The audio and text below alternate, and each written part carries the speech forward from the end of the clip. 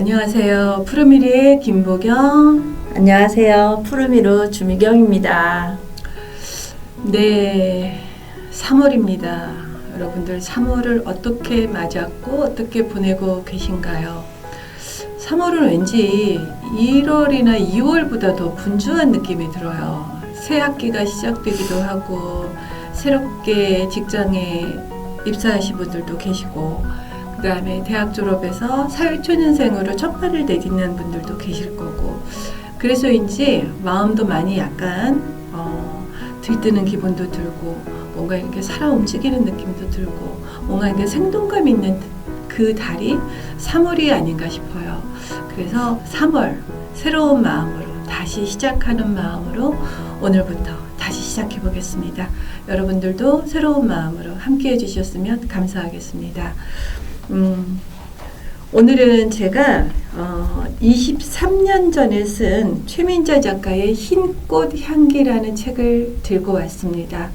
이제 여기저기서 꽃소속이 들려올 거고 봄이 되면 제 나름대로의 색깔을 가지고 많은 꽃들이 정말 앞다투어 피어서 우리들의 눈을 즐겁게 할 거고 우리들의 마음에도 많은 위로가 되지 않을까 싶습니다. 그러면 23년 전에 우리 최민자 작가는 흰꽃 향기라는 그 글을 어떠한 꽃을 보면서 쓰게 되었는지 저와 함께 해주시기를 바랍니다. 이 흰꽃 향기는 그 엽서처럼 편지처럼 그 세 가지 꽃에 대한 이야기가 짧게 담겨져 있어요. 첫째는 숨어있는 피는 꽃, 둘째는 밭꽃 같은 웃음, 셋째는 접시꽃 같은 당신입니다. 이 중에서 나는 어떤 꽃이 한 번쯤 되어보고 싶은지 여러분들 함께 해주시기 바랍니다. 흰꽃 향기, 숨어 피는 꽃, 꽃차를 마신다. 향긋한 기운이 입안 가득 녹아든다. 다시 한 모금 머금어 본다. 연꽃 만나고 가는 바람맛이 이러할까. 끓인 계곡물에 꽃을 띄우고 한 소절 식구로만 가미하였으니 맛이야 그저 밍밍할 밖에 향기로 기분으로 마실 일이다. 엊그제 산행 중에 오솔길에 흩뿌려진 작고 하얀 꽃송이들을 만났다. 금세 떨어진 듯 생기 있어 보여 주섬주섬 집어올려 코끝에 대어보았다. 향기가 참 달았다. 차를 끓여보며 좋을성 싶어 한 움큼 주머니에 담아왔다. 무슨 나무인지도 모르는 꽃으로 차를 우린다는 게 마음에 조금 걸리기는 했지만 쬐끄맣고 하얀 꽃들에게 악의가 있을 것 같지는 않았다. 불온한 기운이 좀 있다 한들 계곡에서 길어온 정한 석간수가 해독을 해주고도 남을 것이다. 흐르는 물로 대강 헹구어 신문지에 널어두었다. 생것이 가지고 있는 비릿한 물기는 바람이 거두어가고 새들새들한 꽃잎에는 향기만 남아있다. 어쩌다 찾는 산이지만 갈 때마다 다른 꽃들을 만나게 된다. 저만치 비껴 피어있는 것도 아는 체를 해주면 부끄러운 듯 반색한다. 잎새 사이에 몸을 숨기고 향기만 내보내는 꽃들도 있다. 짝사랑 선생님께 익명의 편지를 띄워놓고 가슴 두근거리던 지난날의 나처럼 가까이 다가가면 무안을 탈 것 같아 애써 그 얼굴을 확인하지는 않는다. 빛깔이 흰 꽃들은 대체로 달콤한 향내를 지닌다. 벌나비를 유혹할 만한 화사한 모양새를 지니지 못한 그들에게는 향기만이 생존의 비결일지 모른다. 겉으로 내세울 자랑거리가 없어 결고운 심성 하나로 세상을 살아내는 사람들처럼 호젓한 산길을 걸어 들어갈 때 바람결에 언뜻 묻어오던 향기, 늦가을 풀숲에서 코끝을 스치며 달아나던 바람, 그 바람의 갈피마다에서 나는 어딘가에 숨어핀 작고 하얀 꽃들을 본다. 크고 화려한 꽃이라면 그렇듯 소극적으로 상대를 미혹하려 들지는 않을 것이다. 너무 잘나거나 개성이 강한 사람에게 선뜻 마음을 열지 못하는 나는 지나치게 화려하거나 향기가 강한 꽃에서도 쉬이 정이 가지 않는다. 꽃이건 사람이건 일시에 상대를 노쇠시키는 강한 매력보다는 만날수록 새록새록 정이 드는 쪽이 좋다. 두 번째, 벚꽃 같은 웃음. 그 여자는 꼭 벚꽃처럼 웃는다. 초저녁 벚꽃같이 하얗게 웃는다. 그녀가 웃을 때면 화장기 없는 얼굴이 일시에 환해지며 가는 눈이 더 가늘어진다. 여간에서는 웃음소리가 새지 않는데도 이따금은 입을 가리고 웃는다. 수줍음이 묻어나는 무공의 웃음. 나는 그 웃음이 좋다. 친정에서 농사지어온 완도콩이나 아침에 따온 단감 하나, 판촉물로 받은 작은 화장 비누를 살며시 건네며 그녀는 그렇게 소리 없이 웃는다. 한 교실에서 글 공부를 하면서도 달리 베풀어 준 것이 없는 내게 그녀가 보이는 맹목의 호의는 나를 자주 부끄럽게 한다. 어느 때엔 진돗개 백구 이야기가 적힌 동화책을, 또 어느 때에는 요리책이 달린 작은 가계부를 봄이 한창 무르익을 즈음에야 주춤주춤 내밀기도 했다. 다른 사람이 볼까봐 나한테만 몰래 건네주면서 그녀는 귓가에 조그맣게 속삭인다. 그냥 드리고 싶어서요. 그 다음에 따라오는 것이 예의 그 벚꽃 웃음이다. 순하디 순한 얼굴에 번지는 환한 미소를 바라볼 때마다 마른 들을 달려온 풀 향기 같은 것이 금방 가슴으로 전해져 온다. 깨끗한 그 웃음이 좋아 나도 그렇게 따라 웃어본다. 아무래도 나에게 벚꽃은 어림없다. 찔레도 옥자마도 가당치 않다. 그저 잘디잔 매미꽃만큼이나 그 순백을 흉내내고 싶어 자꾸 따라 웃어보지만 아마도 그 하양은 마음 깊은 곳에서 우러나는 빛깔인 듯하다. 세 번째, 접시꽃 당신. 아파트 화단에 접시꽃이 피었다. 작년에 이어 올해도 하얀 꽃이다. 다른 꽃들이 울긋불긋 수선을 떨어도 다소곳하고 의연하게 서 있다. 가까이 마주서니 연한 향내가 번져온다. 땅속 깊은 곳에서 길어올린 수액으로 말없이 향유를 빚는 꽃들. 생명을 향기로 가꿀 줄 아는 꽃들의 지혜로운 침묵이 부럽다. 꼭 가까이 코를 대고 맑은 숨을 쉬어본다. 범아 이려. 의 경지는 아니어도 꽃숨이 내 숨인 듯 마음이 환해진다. 내가 언젠가 꽃이 된다면 생명의 윤희를 믿어보고 싶어 부질없이 상념에 잠긴다. 맑고 밝은 흰빛이었으면, 흰색에 가까운 연분홍이었으면, 아니 그저 아무렇게나 피어서라도 향기 많은 품어봤으면, 그런 생각을 하노라니 정말로 꽃이 된 듯 즐거워진다.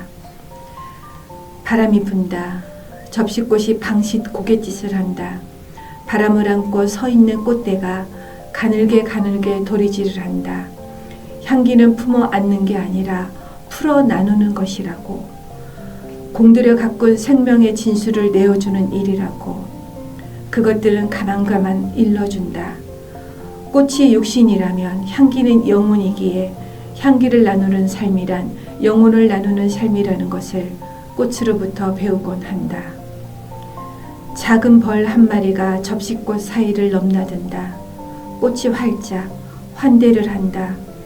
제 귀한 것을 나눔으로써 상대에게 자기의 존재를 깨우치는 지선지고의 처세술을 꽃들은 어디에서 터득하였을까?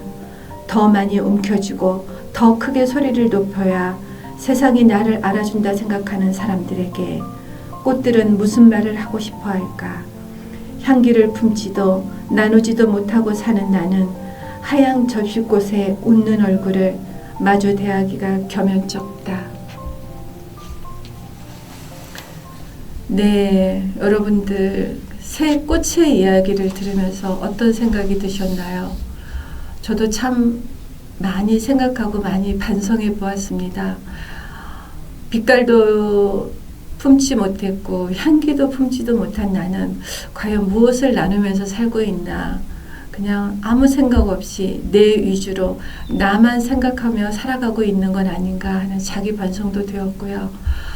이렇게 꽃 하나를 보면서 자기 나름대로의 생각과 마음을 품어서 글로 이렇게 표현할 수 있는 이 능력을 가진 작가가 한없이 부럽고 존경스럽기도 했습니다. 우리가 무심코 지나치는 꽃 한 송이, 무심코 지나치는 풀 한 포기에서도 이렇게 생명의 향기와 생명의 어떤 고귀함을 엿볼 수 있는 그런 작가 정신, 그런 마음의 온유함들이 저에게는 아주 남다르게 색다르게 다가오는 그런 3월의 정말 향기 같은 햇살 같은 그런 글이었습니다. 여러분들에게도 그런 글로 여러분들에게 와 닿았고 다가가기를 바라봅니다. 다음은 우리 주미경 작가의 빨간 오치통 시간입니다.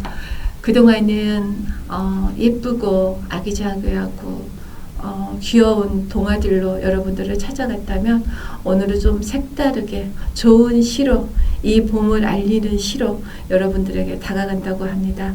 여러분들 함께 귀를 열어주시고 마음을 열어주시길 바랍니다.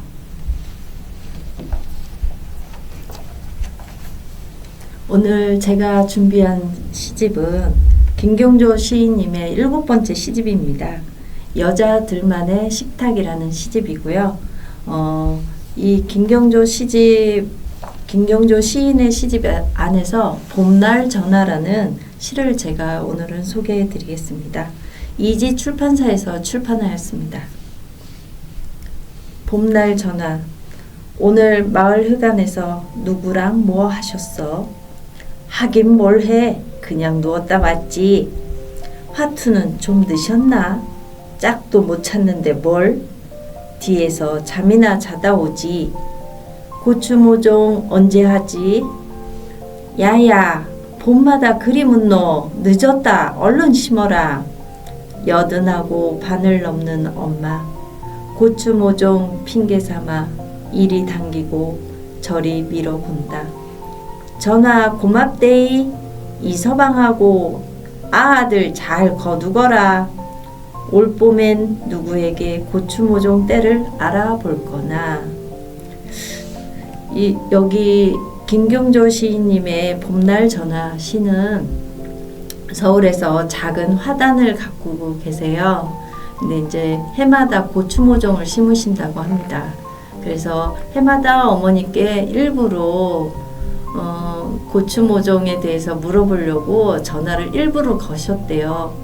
그런데 이제 그 80 중반의 어머니와의 이 대화 내용이지만 이 맨 마지막 시구에 올 봄엔 누구에게 고추 모종 때를 알아볼 거나 했잖아요. 이미 어머니는 작고하셨고 세월이 많이 흘렀지만 그 어머니에 대한 그리움과 그 따뜻한 사랑이 아직도 그 시구에 남아 있어서 읽는 이 독자에게도 눈시울이 붉어지는 아주 마음 따뜻한 글입니다. 그래서 오히려 이 글을 통해서 설레임과 봄을 더 기다리고 기대해 봅니다.